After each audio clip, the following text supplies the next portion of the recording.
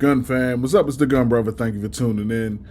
Today is one of those days I'm going to talk about the law from a different perspective. I'm usually talking about the CCW laws, everything that we have to do to stay in compliance, everything that we have to do to jump through hoops to protect ourselves, all the limits that we have placed on us. But there's another side of the law that's also supposed to be protecting us, and it just doesn't work. So in this case, I'm going to use just some stuff I saw a few months ago. This happened in D.C., and it's just crazy how it works. So take a look at this. Police are searching for the shooters who opened fire on two people right near an elementary school and a daycare. WUSA 9 obtained this brand new surveillance video tonight. You can see right here. It shows two men with long guns getting out of a car and shooting down a street. All of this happening during the day. Midday Friday. Surveillance video shows one man leaving a corner store, another walking up the sidewalk from the other direction. As they cross paths, a red SUV stops in the street and two people get out and start shooting, killing both men. All of these shots fired just outside of a daycare. All right, so you see what happened, how it went down. It does seem pretty obvious that one guy was being targeted, the other dude didn't have anything to do with it. He's just walking down the street in wrong place, wrong time. So I'm not saying if he was concealed carrying or if he were to be, that it would have made a difference, but at least he would have had a fighting chance. He didn't even have anything to do with what was going on. And that was a lot of firepower that they were up against, out of the blue, surprising and out of nowhere. However, a lot of people want to jump up after this and say the shooting must stop, the violence must stop. We need gun control. We need to seize this and we need to seize that. But let's look at what's already not legal in DC. So let's start off here. Firearms eligible for registration. In general, rifles, shotguns, revolvers, and handguns may be registered in the District of Columbia, but it's illegal to possess a magazine that holds more than 10 rounds of ammunition. I'm pretty sure that's more than a 10-round mag. Both of them. All right. Let's get back to the list. So it's already illegal to not have a magazine. There are the magazines. Sawed-off shotguns, machine guns, short-barrel rifles, any unsafe handgun prohibited under DC Code 2505.04, an assault weapon, or a 50 BMG rifle. So you can't have those in DC already. Now we have to figure out what is the definition of assault weapon. Assault weapon means the following semi-automatic firearms, all of the following specified rifles. And then they just go down this whole list. Made in China, all AK series, including but not limited to the models identified as. Then they go down this whole list of stuff. I mean, this is DC code. It's easy to find. Then, after those specifically listed, let's just give you some characteristics so in case we missed a name. A semi-automatic rifle that has the capacity to accept a detachable magazine, that's not supposed to be more than 10, and any one of the following. A pistol grip that it protrudes conspicuously beneath the action of the weapon. That's pretty much what they were holding. Both of them. Done. Not legal in DC. The law is already in place. So what do you think a ban is going to do for those weapons? That would mean I can't have one, you can't have one, nobody can have one to protect themselves, but who's going to have them? The criminals, people that don't care about the law anyway.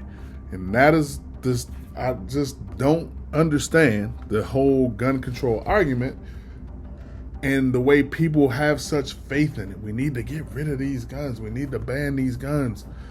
Criminals are not going to listen to the laws. They're already not listening to the law. Chime in the comments. Let me know how you guys feel about it or what you think should be done. It's funny when I have these discussions on Facebook and here and there, people jump on me and go, so what should we do then? I'm not saying I have the answer to gun violence. I'm saying don't stop me from being able to protect myself. That's it. Most of the gun violence, to be honest with you, when you look at it, if we were to go down that rabbit hole, when we start talking about the mass shootings and things like that, most of those are attributed to mental illness. When we talk about the crime side, a lot of, unfortunately, inner cities where a lot of other systemic factors contribute to that violence, and that is really the root of that problem. So telling the law-abiding citizens that they can't have this gun or that gun or this magazine or this many rounds, that's not the answer, and it's just stupid. I don't even understand it. I'll even go a little bit further with how limited DC is as to what its citizens can even protect themselves with. So you can't have ARs, you can't have AR pistols, things like that. So here are the rest of their regulations. Regulations will establish a district roster of handguns not determined to be unsafe, and that will include the California list and the handguns on the safe gun rosters of Maryland and Massachusetts. So those are the states that the district uses to determine whether or not guns can be purchased in the district. So while the residents, and now we're back to City Under Siege, which is a reprise from the 80s. That's where we were when we were the murder capital of the world. And back then, you know what the gun law was back then? A lot of people don't know. The law that had been on the books since 1975 was you could not own a handgun in DC. No one could. Only law enforcement could have handguns, and all you could have was a long gun. All you could have was a shotgun. That was it. And that whole time, we were the murder capital of the world. So there you get, what do we call it? City under siege, because nobody can protect themselves. Nobody's armed. Nobody's able to do anything to mitigate any of the violence that may happen to them. And I don't know how anyone could function like that. Like I said, let me know what you guys feel in the comments, man. So actually, and there's another story that just happened recently. So check this out. Tell me what you guys think. You're now going to hear exclusively from Katie, who is also a mother of 3 young children. I'm in a lot of pain, and I'm just thankful that I'm alive. The bouncer had lifted up the rope after the first shot fired, and then as I was running is when I got hit. After this happened, do you feel that you would come to D.C. again to celebrate a bachelorette party or a party at all? Absolutely not. I will never return to the streets of D.C. Why not? Because I was doing absolutely nothing wrong in what was supposed to be the safest place of D.C., and I got shot. The safest place of D.C. The attitude of someone that depends on other entities for their safety is, I don't even know what the word is for it, but I mean, I can't even believe somebody would say that. Someone asked me how often I carry the other day, and I said, anytime I can legally. Every time I can legally. And they were like, why? And they called me paranoid. And I said, well, you name a place that a shooting won't occur. And they started thinking, and I was like, come on, just name places. Supermarket? No. Playground? No. School? No. Nightclub?